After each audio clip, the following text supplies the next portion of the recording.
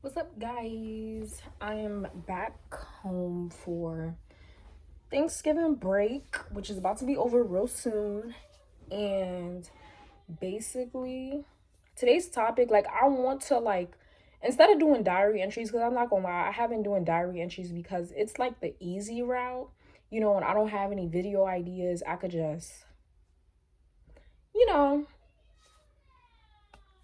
uh, fuck, what's the word? I could just put out a diary entry and just talk about how my week went. But I don't want to talk about that. I want to talk about spiritual lessons that I learned. If y'all don't know, I keep a spiritual journal and I just write all my spiritual lessons that I have learned so far. And I want to talk about one that I have learned previously and that I've written down in my journal. And that is the spiritual lesson of learning to be alone and enjoy my solace. Now, if y'all don't know, I'm kind of like an omnivert. I'm an introvert slash extrovert. I'm basically an extrovert with a social battery. And once that shit starts going below 50, that's when I need to be in a room by myself. Give me like an hour, 30 minutes by myself, and then I'll come back out and hang out with everybody, right? Y'all, I might start a podcast because I feel like every time I'm on camera, I'm running out of breath. And I want it to feel natural. Okay. So basically, when I really felt like I had to learn this lesson, because I feel like I've been learning this lesson all my life, right? From the ages of kindergarten up until this point, having friend groups, I've always kind of felt left out. I was, okay, not to say I was an outsider or a loner as a kid, but I was in the mix, but not in the mix. You know what I mean? I was in the mix, but I wasn't in the mix. Here's what I was usually best friends with the popular kids. I would always be the popular girl's best friend. So it's yeah, I was somewhat in the mix, but I wasn't necessarily in the mix, right? And there was a lot of times where I felt left out. I didn't always have a friend group, especially when I left my home city to go to come to PA, and I didn't really know anybody. I just used to hang out with my cousins and their friends, right? I didn't have a friend group. I didn't have much of anything. So that's really when I started to feel left out. I started to feel like I was a secondary or third character in my own story.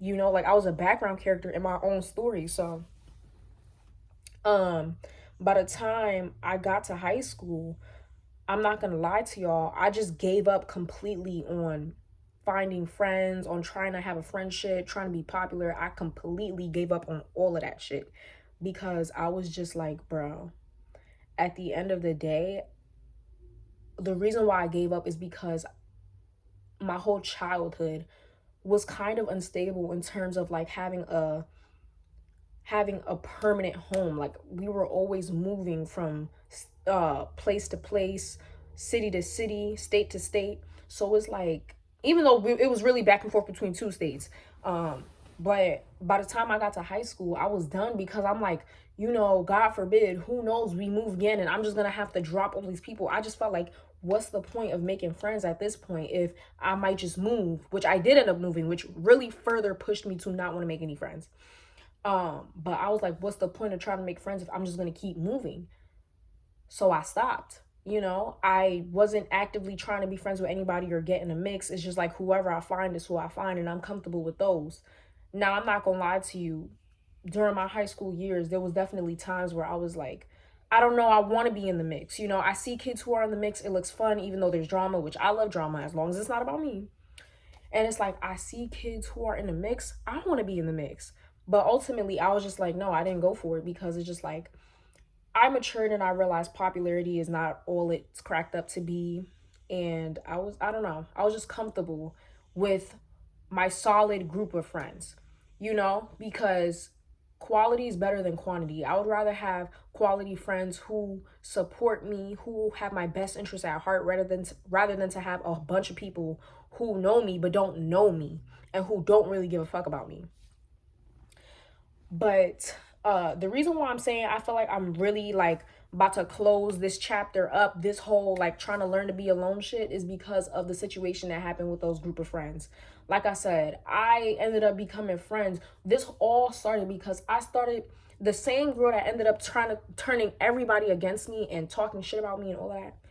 That same girl is someone who I befriended with the purpose of just trying to make connections in college. Because, not to blame my mom or put her in this, but she sent me off to college with the notion, like really emphasizing that, you know, college is all about making connections, it's all about networking, you know, put yourself out there, talk to all these people, da da da da da, right?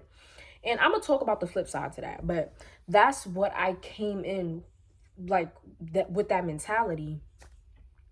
So basically I'm not gonna lie, when I first saw her, it's like I didn't want to be friends with her because I don't know, like she just had this mean stare, and I was just like, I don't want to be friends with her. Like, I don't know. Like, my intuition, I told you I have really good intuition. Something was just off about her. Like, she just didn't give me good vibes. She gave me mean girl vibes.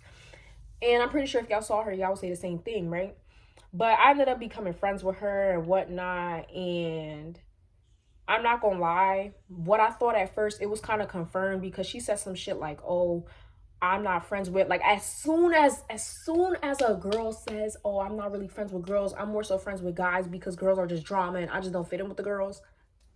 I was like, tell me you're a pick me without telling me you're a pick me. Like, it's given pick me, choose me. It's given, bro. I always think, like, if majority of women you've met have an issue with you, maybe you're the problem. And I hate when people say that because I feel like it's an easy cop out. Like, oh, if everybody's saying they're the problem, then you're the problem. I feel like that's not completely true all the time because bandwagoning is a thing. Like, just groupthink, which is a psychology term. That is a thing where it's just like basically this bird, like, you know, birds of a feather flock together type of mentality.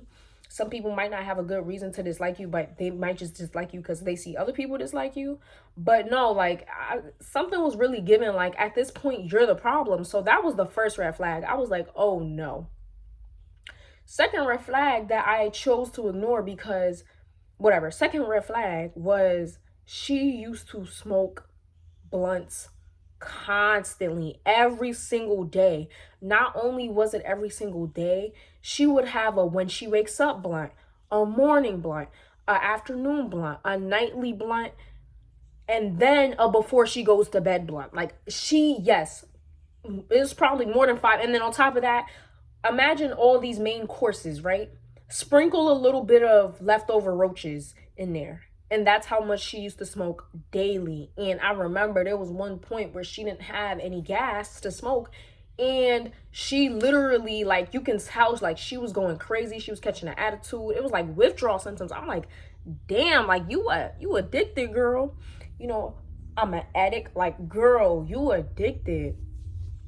And that's something that I kind of realized. I'm like, I'm not on that wavelength. Like, I just don't have an addictive personality. Like, that's just not my vibe. But again, I chose to. And then on top of that, something else that I realized is that she seemed like a kind of negative person. Like, she seemed like it's all fun and games until it isn't. Like, she easily misinterprets things and gets pissed off, and, like, you know what I mean? She seems very reactive. Like, I can't describe that type of personality trait, but it's like when a person is very overreactive, it's like almost like they're waiting. They're waiting for somebody to fuck up so they can pop off. You know, that's the type of energy she gave me. And I chose to ignore all of this in the name of making connections. You know, not only was it just about networking and finding people that could help me along the way, but it was also like, for once, I wanted to be in the mix. You know, I wasn't in the mix in high school like that. I knew people who were in the mix. I made friends with people who were in the mix, which is always what happens to me. I don't know why. I don't do it on purpose. But for once, I wanted to be in the mix. And this is where it got me.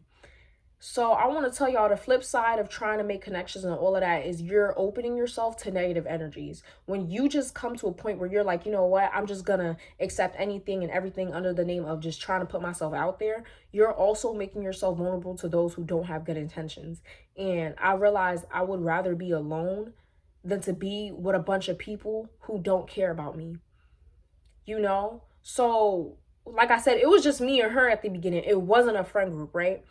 Then, we was going out to smoke one day, right? Because this girl used to smoke every day. And I remember she used to say, like, oh, I can't smoke with you. You got baby lungs. Like, I don't want to smoke with nobody that's not, trying to chill with the big dogs. Like, you gotta, if you gonna smoke, you gotta smoke. Like, it was almost like she was kind of pressuring me, like, you gotta do your big one. You can't be doing them little puffs. Like, so I guess in like a matter of some way, because I felt like I wanted to prove myself. And I also wanted to see my limits. I'm like, how far can I go? You know what I mean? Because I never smoked weed like that for real. So it's like, I wanted to see how far can I really go. And shit, I went far. But one day we were going to our regular smoke spot, and there were three other girls that were there, right? And so whatever, we start talking to them, and I mean, shit, the rest was history. Like, it was all up from there. And at that point, we all became one big friend group. And when we did become a friend group, there were times where I started to realize, like, I'm not, like, these are not my people. We're on different wavelengths. We're on different energy lengths. Like, this is just not my people. The first instance was whenever we would hang out, it's like they were hanging out and I was there. Like, I wasn't even in the mix with them because I don't know, like, I guess they just didn't gravitate towards me, but it's like it was them and then me. That's how I felt. Even in conversations, like, I wasn't always necessarily included. This was before it was intentional. Like, it's like even just the way the energy's naturally flowing is just showing this is not my tribe, this is not my group.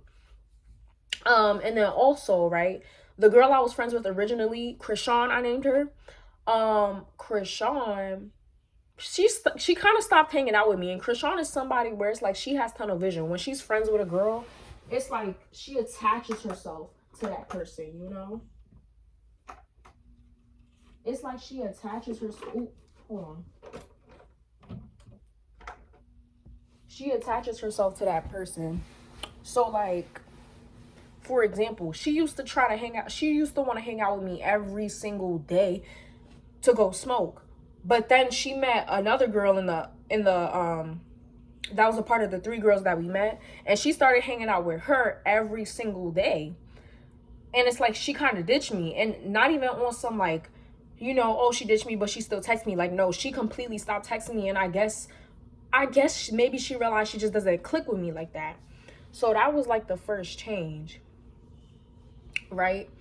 And then it's like, take into account all these things, like, I'm just not really connecting with them. That's when I started having thoughts like, you know what? I need to find some new friends. Like, this is not it. But I kept these girls around because, number one, I don't know. I just felt like it wasn't that bad for me to, like, drop them off. And also, like I said, connections. Like, I don't want to dead a couple connections just because I feel some type of way, right? And then that's when something happened. I walked past her and didn't say hi, so she felt some type of way, even though I went back to explain that it was my first day and I was really sick and my throat was really sore. And even though I didn't say hi, I did something with my eyes. I was like, you know what I mean? Like, who are you for me to say hi to you? Are you Beyonce? Are you God? Like, get on my face. So even though I explained all of that, she continued to gaslight not only me, but everybody else that I was in the wrong. And I ended up apologizing like twice. Did she ever give me an apology? No. But one thing that experience really taught me is I'm not going to put myself out there or like force myself to be out there, because at the end of the day, I'm subjecting myself and making myself vulnerable to those who don't care and who don't really like me at all. So, like I said, I cut them off completely. And then we go into the situation with Remy, which, if y'all want to know, me and Remy do not talk anymore. I ghosted him after he ghosted me for a week, and then he tried to come back and explain. I ghosted him. One thing I realized is he also doesn't have my best intentions at heart. When we was in an argument and I was just like, why don't you introduce me to your friends? You always talking all of this shit about how da da da da. If y'all want to know something, he actually confessed that he loves me. And I was like, how do you love me, but you're treating me this way? Like, bitch, like, do you even know what love is? Boy, shut the, like, be quiet. So, basically, I kind of stopped wanting to, I kind of, like, fell out with him. Well, in my head, like, I started distancing myself from him when we had that one argument where he was like, when I was like, why don't you introduce me to your friends? He was like, oh, it's because of the way you act. I mean, like, he was like, oh, it's because of the way you act. I said, what do you mean the way I act? He said, oh, just ask your old friends. You mean to tell me you sitting in my face comfortably, but you sitting there at a table talking to a bunch of bitches that don't like me and agreeing with what they have to say. Now, mind you, I don't know if he was actively contributing to the conversation, but once he said that, I'm like, you sat there and you talked to him. And I know exactly what day it was. I know exactly when it was because I remember he texted me. He texted my phone and he was like, oh, come to the cafe. Your friends is here. I'm with your friends. I'm like, what? Mind you, I'm so confused because usually if they wanted to hang out with me, they just would have called me up, right? This is when they really started to distance themselves from me. Usually if they wanted to hang out with me, they just would have called me up. None of them called or texted me to say anything. The one person that did was Remy, and Remy's not a part of the friend group. So I'm like, what? So something was definitely off. And then I started getting the vibes. I'm like, was they talking shit about me and that's why they didn't want to invite me? And I kind of felt like that's what was it. And what's so crazy, this was before anything happened. This was before I walked past her and didn't say hi and she felt some type of way and then gaslighted everybody. Like, no, this was way before that. So like a week before that. I'm like, what? Like the fact that probably took place before anything shows me that they never really gave a fuck about me to begin with, right? And then the fact that, and I was like, and then I asked him, I'm like, did you really sit down with a bunch of bitches that don't like me and talked shit up, and you listen to them talk shit about me? And most likely, because I promise you, he did not defend me. I know for a fact he didn't. And he didn't confess. He didn't confess. He didn't say that it happened. He was like, no, what are you talking about? I was like, yeah, I wouldn't want to fuck with you as a friend. Nevertheless, as a romantic partner, if you can't even defend me when I'm not there, or just tell me, hey, these bitches was talking shit about you, then clearly it's either number two things, you really don't give a fuck about me and you agreed with everything they had to say, or number two, you was agreeing with everything they had to say and you added on to the conversation talking shit about me. And just feeling that I was ganged up on, I didn't like it at all.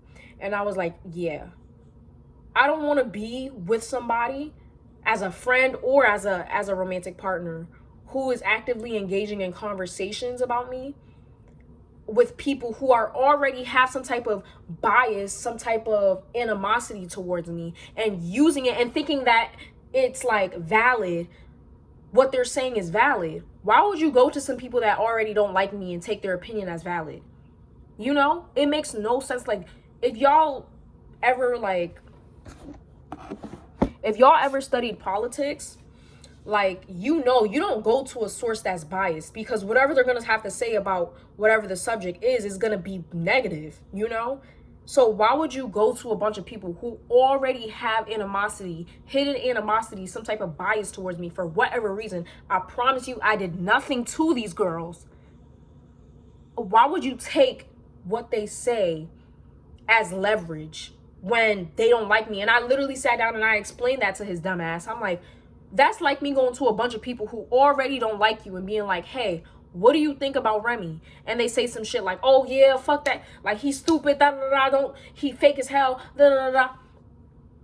Of course they're gonna say those things, right? Because they don't like you. So why are you sitting there telling me to go to a bunch of people who already don't like me for whatever reason? That pissed me off, because I'm like, don't sit there and act like, and then he said I'm a horrible person. I'm such a horrible person, but you coming in, knocking on my door every weekend to try to chill with me. Mind you, he started getting into this dumbass little routine where he would not hang out with me for the entire week, but on the weekends, right, when I guess he's not hanging out with his friend group no more, He would try to come in my dorm and chill because he don't want to be in his dorm, because basically his dorm is like, there's something wrong with the AC. He doesn't really like his roommate. So of course my roommate leaves every weekend, so he would try to come in my dorm, and I was just like, nah, like, you're not. He gave me opportunist vibes. That's what I really didn't like.